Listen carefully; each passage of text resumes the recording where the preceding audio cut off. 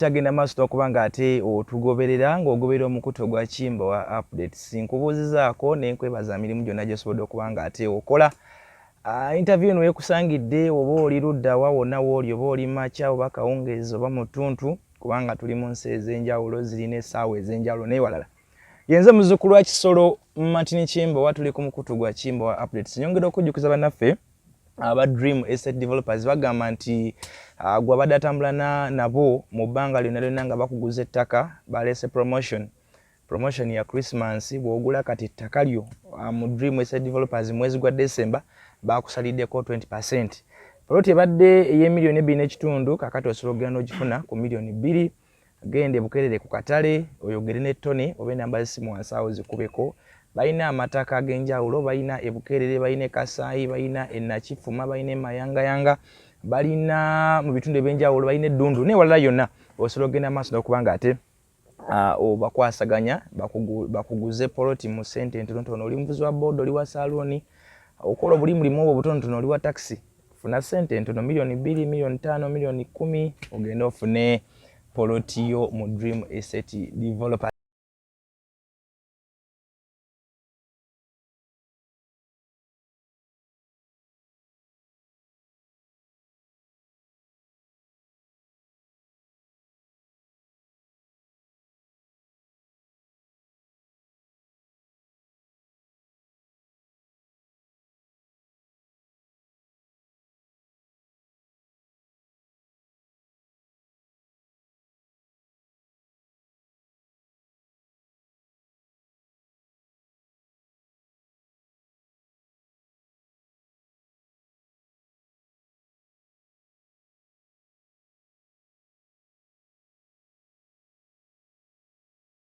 Tanya kubanga mujisubwa kati oba okolaga bw'ogituukako gisharing agibaako gw'ogigamba gisharing subscribing akola byonna ebyetaagisa. Nina hitmaker akoze oba nazo ziba hit 2 mu mwezi gumu nakukyawa ne Kinekewo oba mwalulidde Kinekeme omusajja ali mu Nigeria. Anyway Kamenyo nsanso okulaba mbadde nudde okubeerako naawe twasemba okubeera ffenna ku TV ojjukira mu kisenyi mu kalulu then oluddako tubadde nga tukolera ku simu n'ebirala nga tusinkana face to face kuli ka uniform abaana bamulamu b'oku social media badde bakutungidde ka uniform k'abakyawe n'abakaabi nga bakutungidde ak'abakaabi na uniform najeyamba watudde bigezo kiki uniform najizizaayo ku kitebe mubadde mutuulawa abakyawe Tulina meeting za fezo mungu kutunaye twogerera kati uniform najizizaayo naye gwe oli omukazi gw'olina mukazi mulungi era ateekwa okukukyawamu omanyi omukazi naye watakukyayeemukko oyinza olowooza batakwagala ane naye oteekawo ku mbeera Katonda alina engeri gye yatondamu obulamu buno yeewuunyisa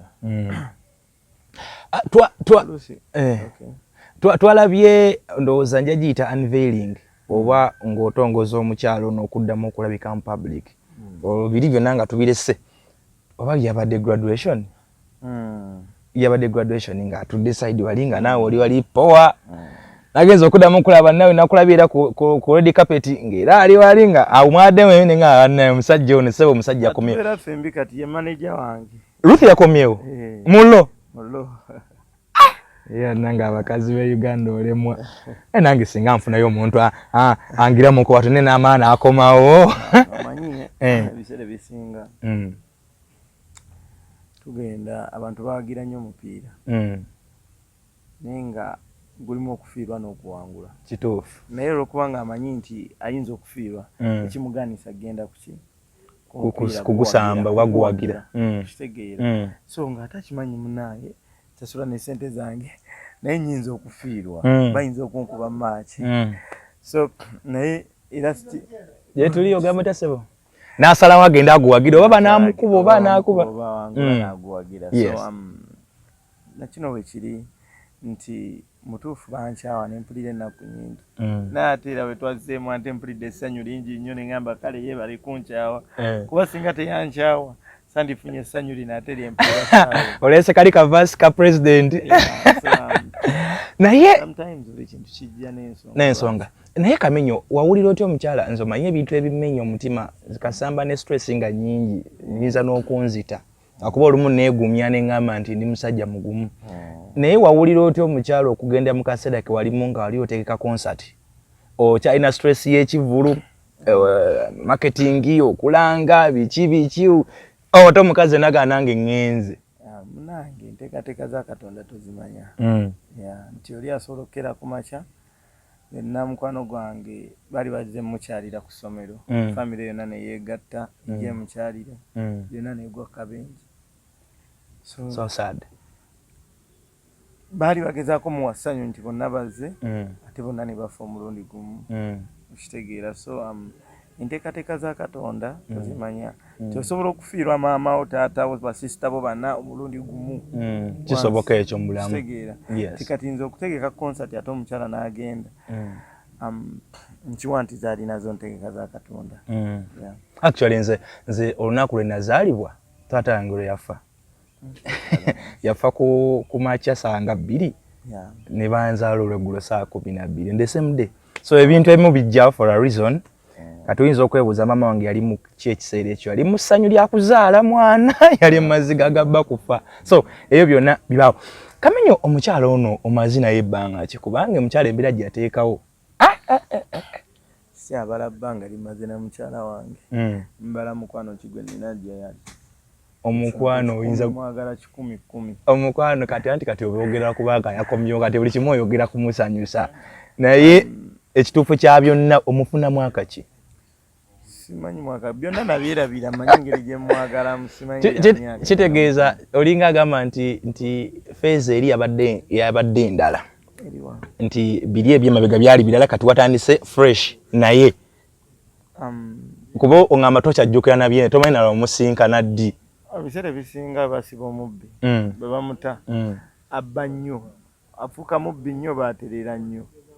ekimu ku bibiri kuba waliwo ababbi nabbira nemukomera bbirayo noli bamusiba mutereeza naye ate bamala omusiba ate naafaayo nabba nnyo ate waliwo gwe baata n'agamba wamboneredde saagala kuddamu kusibwa mboneredde so kati nze ate nyinza okuba nze oli teyayagala ennyo so ekyo nekiba nga wakyusizaamu embeera biri byali birala oba oli awo wayigiddemuuko ne mu nsobi ziringa entonotono ki kyolinga kyogambadde n'omukazi ono kyasinga okutunuulira okwekyangirako oba abakazi balina obusongasonga nga tulotuna nga tebulina munyo na nsonga eri awo yasaagala kwogera ku lwaki biki kitegeera njagala kwogera kati ku birungi byokka ku ngeri gy'omwagalamu mwagala nnyo wakyolooza mwagala nnyo naye bw'otamanya nsobi ebiseera ebisinga oyinza okulema okugenda mu maaso kuba baga tuyigira mu nsobi zennyini noga naye nakola kino Mukama nyambe ekyo sikiddamu kubanga ekyo kyali kitute Ruth naye sijja kale kugamba nsobi kubanga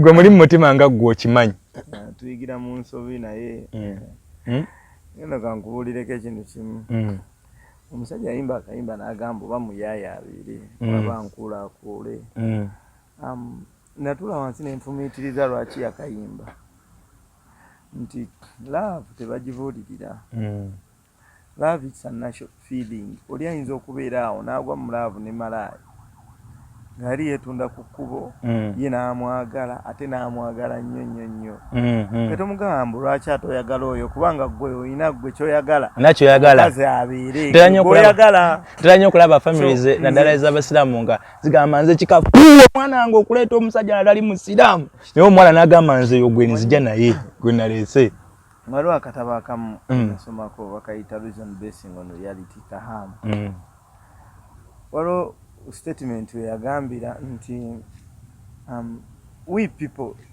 think we own other people nti fe tulowooza tulina obuvunaanyizibwa ku bantu abalala but tolina buvunaanyizibwa ku muntu mulala waddemu okusalawo okukola kyabasazeewo on his own will ne mukundi yagamba neweba family in fact neweba omwana gwamuzaala akeera kumakya n'afuuka omutabuliki ng'oli mulokole because ayina free will ye Katonda gye yamuwa independent mindset ye nga ye era nsikira kumakya nga ndi musuubuzi oba nga ndi muyimbi nenzaala omwana n'agamba nze taata ebyo byoyimba si byagala nze njagala kubeera looya okitegeera nti nga wolaba nti mutabani wa Cristiano Ronaldo yavaayo n'agamba taata we wadde oli muzanyi w'amaanyi gwa wangudde balonda y'omwaka guno naye ate njagala Messi naye nga yamuzaala yeye mwana we. Twakirabako ne wano waliwo n'omuyimbi omute ewagira taata we ng'avuganya kuba president awagira president Museveni. Oli omubuilding to be a better person but tekitegeeza nti obwongo bwe gwagenda obukola ki obu driving. That's why osookera ku makya n'ozaala omwana nga mulabe. Kitegeera Katonda ayagala kukulaga nti yes osobola okumumentalinga but still I'm under control. Naye Kamenyo kankubuuzeeko ekyamazima mukyalawo bangi bamwegomba kyemmanyi omukyala omujja wambalala oba musanga mu bidongo byammwe. Nena mujja mu ggulu. Aye totufeera kubanga oli mwana wa pasita tojja kutufeera. Mujja mu ggulu sitaliiko. Tekati awo tulina kiki malayika. Era malayika kati mu ggulu wabeerayo ki? Ebaali bamalayika. Kati kitegeeza Katonda gwakuvuna n'ogenda n'otolayo bamalayika b'omu ku bamalayika be. Era munaye mukyala wange oluusi mubuuza oba tebyamuluma okumujja ku kitaawe ku Katonda. Bwe yava yamatuka mu ggulu n'akuba ku nsi effoloma. Ate oba gye yali ajja yewaali byasinga okwagala. Naye yava buvi n'agwa wansi wepa. Nga asse kufuna musajja Kamenyo oba ajjase yali aza bizinesi ze. Nange simanyi. By the way ekintu ekyo kyaliwoko mu Bayibuli. Bamalayika baava mu ggulu ne bajja. Bwe baava mu ggulu ne bajja ku nsi ne basanga abasajja abanyirivu n'abakazi abanyirivu. Malayika ne ziremera ku nsi. Mwebiri mu Bayibuli mu byawandiikibwa. Kituufu. Malayika bwe zaalemera ku nsi be bano abazaala kati ne beegatta ne beewasa n'abantu. So ne bazaala giants. Bayibuli ekyogera. So kati kizzemu kubaawo muguno omulembe. So kati malayika Ruth yava mu ggulu ne wamatuka naye kuba ekigo ku nsi mu Uganda n'alemera kuno oluvannyuma okusangako ebirungi. Ng'ebirungi byasanga be bantu ate Katonda bya ate lavo gy'olina Kamenyo esusse bagenda gikulongoosa mu bulongoosa. Kisoboka, it's possible because byaliwoko. Anyway, I'm happy for you. I'm happy for you. Webale komyewo omukazi. Kintu ky'okomyewo omukazi si kyangu kubanga baga nti a complete man alina obanga alina omukazi. Ate behind a successful man there always a woman. Kati n'okuba music wo n'okola biki nga toyina mukyala. Bikalubamu. Ate kati ate osanyusizo ngambi wamwedde ono bwa manager. Ate mugenda kinyumirwa mbadde ndaba Shakira ne Gerard Piqué. Gerard Piqué ali mu Barcelona asama mpira, Shakira ali mu music bonna bakabi. Agati naye ogenda mufuula wa kabi. Anyway, kankubuuze Kamenyo. Simanyi oba Ruth anakiwulira atya. Omukwano guno oguteeka ku social media byonna ebyatuukawo yali avenue yokka y'okusooka okutereza embeera eyo. Actually saguteeka no ku social media kubanga mbucho. Anyway, kansooka nkubuuze kugwe naye ani yasooka okugenda mu social media? We byagenda okuwabira ku social media byawabira wano. Cause omukyala yali anyiize ng'omuntu ng'alowooza mukiitinga. Kati okumulaga nti sina mulala omukazi omulungi ng'anyiize. Okumulaga nti sina mulala gwenjagala nengamba kampite opshifa engeri programu ye gye bajagala ennyo. Akoleka surprise kasente. Surprise. Mulage mu nsi timunnange yegwe mukyala wange yegwe kagwenjagala. Ensonga lwaki social media yingira mu kozi n'alyoka agaana ssente. Ye kagwenjagala. Naye Ruth siri kusonyiwa. Yonna gy'oli siri kusonyiwa Ruth Kamenyo. Omusajja apanze amazike n'osuule. No money is worth someone. Yes, but of course that one it was just an appreciation, something to show love. Ekyo nakyo kyanyongera okukakasa nti mukazi wa kabi yatagulwa. Naye kankubuuze Kamenyo. Watuukako mu kaseera n'ogaana naye ddala kituufu kati Ruth tagenda kudda. Oba buli kaseera wabanga convinced nti ajja kumala akyuse mu birowoozo bye. Ekyo nakirowoozanga nti Ruth tajja kudda. Naye nga ekindi munda kingamba sigala ngogezaako. Kati nakingamba naye kati gogamba tajja kudda mutima gwo naye kati gonobeerawo oti. Olwedoma obeera oyagala kwekuba ndobo gwe wennyini. Gonobeerawo oti ankuba tosaabeerawo nga taliiwo. Nga taliiwo. So kati abantu baali balowooza nti oba ane Ruth naye alina omutima omukalu obugwa njinja abantu balowooza engeri giyateekawo embeera oba ku kivulu ky'emukono ku Summer Gardens wakiri oba anajja n'akubeererawo kati njagala kubuuza ogattaganye otya obwongo buno gana eyo manyi nze Kamenyo nze VictorKamenyo Ruth kansooka enkoleko enkola ekivulu kyange kuba ndaba nga wali mu kaseera kakugezesebwa kw'amaanyi. Ensonga lwaki n'ekivulu kyasigala kirwaninga already ekivulu kyalimu basponsa nga basasudde sente zaabwe era sakiyimba mu bulungi kitegeera wali kwesagi naye nga olina ekibulako manager taliiwo nenga ino making sure nti basponsa basasudde sente zaabwe bafuna kye basasulidde abantu betwasasudde okitegeera twali tukitaddemu sente mpitirivu nnyo sound nga twamala ddo bisasula buli kimu butuufu nga olina okwewaliriza n'oyimba mu ngeri yonna mu mbeera eyo wamukubirako kasimu through anyone kyemanyi simu zo zaali mu blacklist ekyo kyo nkimanyi kwa wala kyo kye basookerako wamukubirako kasimu n'omugaa waakiri kali yange ombeererawo ku kivulu jasiitayooko buyisi oba okukubira anyone close to her? No, like nali njogeranga ne ba brothers bani ba sister nga bwe bagezako mussa mu mbeera naye nga mukalubo by that time because yali munyiivu ate nkyesinza munenyeza ekitegeeza wagenda ku show ng'okimanyi nti tajja kujja nali konkushuwa tasobola kujja. Okay. N'ovaayo ekivulu n'okimaliriza ng'omaze okakasa nti agenda kujja n'ogenda mu studio nakukyawa hitmaker ndowooza owulira ddo sangulayo kati no sijiwulira busa oba tiwaluyimbira Ruth? No. Naine embeera gye nali mpitamu at the moment kati ze magezi gange nendowooza nti wenayimba nja kuba neegumiza ate bagaana nnyo okukola decision mu busungu ngumya okusinzira ku kye nali mpulira essaawa eyo I know. kanyimbe wakayimba ebayita nakukyawa ugambe wampisa bubi kyakwagala ngwayita ofuma ng'oyagala kafe javaazi nfunawo abangumya bagambe ekituufu wagende basudi ab'okukido muli eri mutima gwange mpulira eddembe ogume mpulira eddembe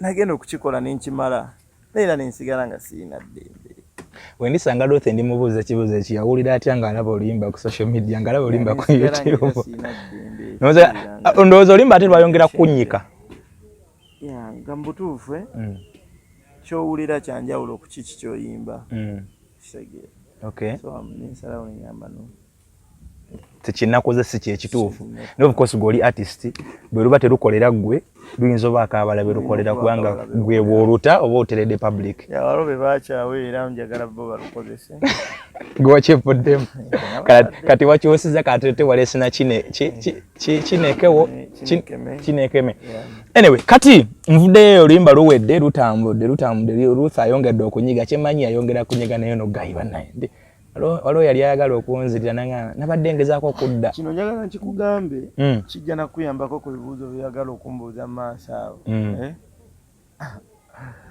omukwano omuntu ng'omwagala ne bwakola ki aba awuwo kisegedde oba omwagala bintu bitono nnyo bisobola okudistractinga love mwe musigala muli focused okujjawo nga nammwe ne kebe family kebe ki kasita babaawo love my dear omwana bakeera ku makya ne bamugamba toyagala omusajja oyo mubbi oba omusajja ng'akimanyi mubbi naye nga ye gwayagala omusajja oyo nno mubbi naye mukazi yamulemerako naye bali bakwata understand mugenda nga teri abakute nga beeyagadde ate nga banyumiddwa nga neoba babakutte omusajja ukazi asooka okweka bbaawe n'abagamba taliiwo ng'ate waali so love very hard VictorKamenyo eyatte ente ng'osunansune kati njagala ombuulire byonna nga biwedde oluyimba luwedde wemaze okwekonsolinga otambudde n'embeera ndaba Ruth ku graduation ya mami awo maali yamala dde okudda nga jasa n'abakulabika mu kamera oba kwolwo lwasooka okulabika Ruth yali mukwano gwa mami wange kitegeera tusobola okubeera nga tudisagringa naye tekijja mukwano gw'abalinga bo yes kitegeera so bwe yajja ku graduation anyway twali tutandise okwogeramu emabega so bwe yajja ku graduation Wakimanyako nti ajja kujja? Takimanya. Nawe omwekangira? Wali ngonyo ya nemwekangira nga zebara. I was so happy because kubanga njagalira mama wange. Nayo abamukwano gwange. Actually ekyo nkirabira ku sitting arrangement gye mwalimu. Nakulaba nga oli eno, Ruth nga ali eno. Mpozi mwagenda mu photo moment. Awe nakira Ruth ne mwagala kulwekyo. So netuddamu netwogera netusortinga differences zaffe. Netukizula nti ate buli omu yali ayagala munne. Buli omu yali ayagala munne. So bamulamu ba social media balamulamu ba TikTok ndowooza mukendeeze ku mugambo gwe mubadde mutokomoka naye neewaloka TikTok nalabira Ruth ng'agamba nange Kamenyo omusajja gwe sikwagala naye ng'ate muli mulaba ate agata kwagala ate ng'ate muli mulaba.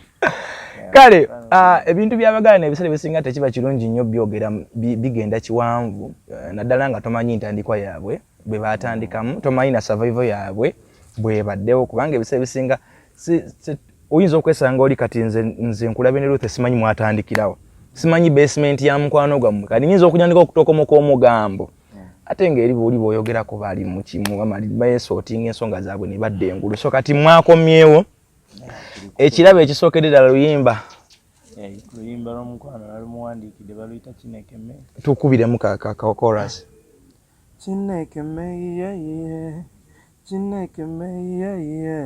this girl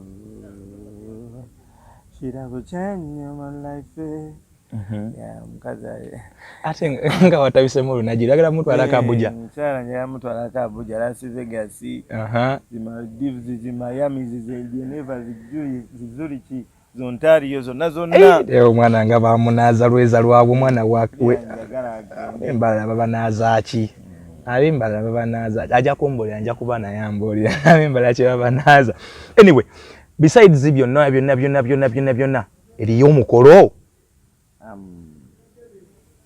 Of course abayagala maasawo b'osuubirayo ekintu sooka tusaba Katonda buli kimu akitwale ng'enteekateeka yaffe kubayaza bw'embeera nze okusinziira ku ebintu bisatu bye ntunuulira okusinziira ku bulungi bwa Ruth n'endabika ye n'engeri gy'ateegeramu ebintu then ekirala nina ku kabakolo nke nawulira nti mukyala ayagala nnyo Katonda then a decision yakoze okukomawo gy'oli ekyamazima oba munakasente gende waabwe osasule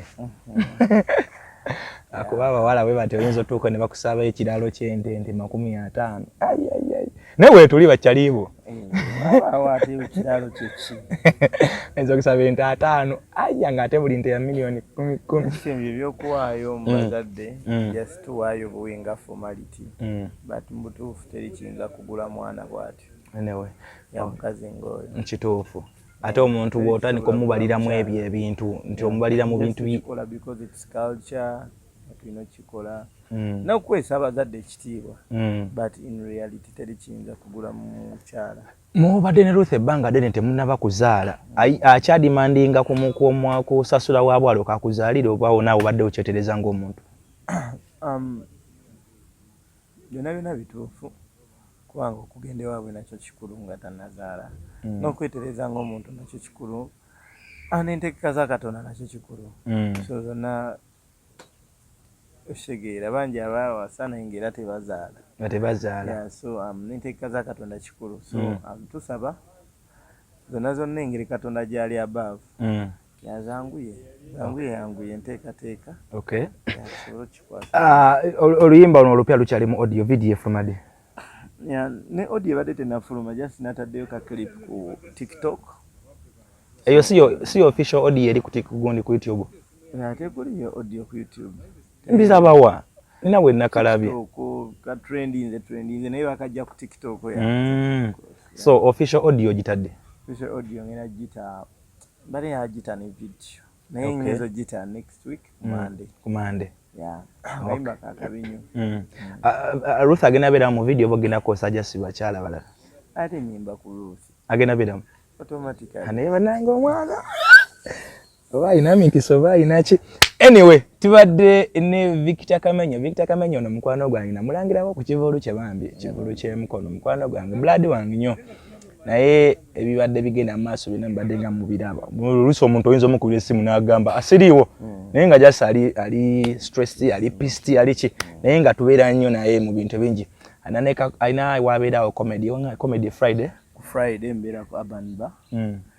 Tubeerawo ne comedy ne entertainment no muziki gwaffe paka kumaza. Ize subscribinga, likinga, sharinga genda maaso tokubanga obaako gwotegeeza ebintu bino. Nyongera okutegeeza ge munaffe ayagala okubanga oyagala omukolo, oyagala MC omulungi, oyagala kutegekera, oyagala decoration, oyagala tents, oyagala tables, oyagala aba MC bakatumwa, oyagala bukumbaga, oyagala bakwanjula kuhinjira byonna. Nkubira ku namba y'essimu eri waggulu awo esemyeyo 63 tuwogerezeganye tulabe bwe tusobola okubanga ate tukola omukolo gwo guveeyo nga mulungi, guveeyo nga gukuweesa nayo kennyini ekitiibwa. Naawe gwanatera okufa obanga oyala kuteekateeka mazika go bamagenda go, abannaffe aba Pals Funeral Services Uganda basangibwa omulago ku Kidda mu Katanga ne Kiruddu ku opposite eddwaliro lya Kiruddu. Bagambye nti genda bakwasaganye naawe oba ofiiriddwa omuntu wo, mulambo guli waka guli mu ddwaliro, genda bakuyambe, genda awo bakwasaganyiza omuntu wo. Oba afidde bwe lwagwanga bano abaana baffe bakadama bafiireeyo nga bakola body repatriation, bakola body transportation, bakola body postmortem, bakola ebintu bingi ebikwatagana ku muntu bambi abeera afudde. Ate balina ne insurance. Oyagala osobola oteekayo akasente mpola bekagira oba ofiiriddwa basobola okukoka convertinga ne bakuziikiramu omuntu wo, video coverage, Zoom, Skype n'ebirala ng'otugeze oli bwe lwagwanga oyagala okufollowinga amazika g'omuntu wo. Banaffe abo aba Pals Funeral Services Uganda Limited. Kale yenze muzzukulu wa Kisolo Matinchimbo, omwezi gwa December mwezi gwa Mukenenya twagala okubasaba mwekuume bannange. Mwekuume nnyo kubanga sirimu atambula nnyo, ate atambulira nnyo abeera amasanyu. Kyova olaba nti wosanga wabadde ekivulu ekyosanga condoms ezaakozeseddwa nga nnyingi nnyo, naye kale muzikozese mbanga y'embeera eriwo. Naye ekyensobola okubasaba nti mwekuume kuba ggwe oyinza okuba ng'oliko abantu abalya mu ngalo zo oba otamanyi bulungi, so ensi ebeetaaga mugezeeko okulabika nga mukoma obulamu. Mbaagala nnyo yenze muzzukulu wa Kisolo Matinchimbo.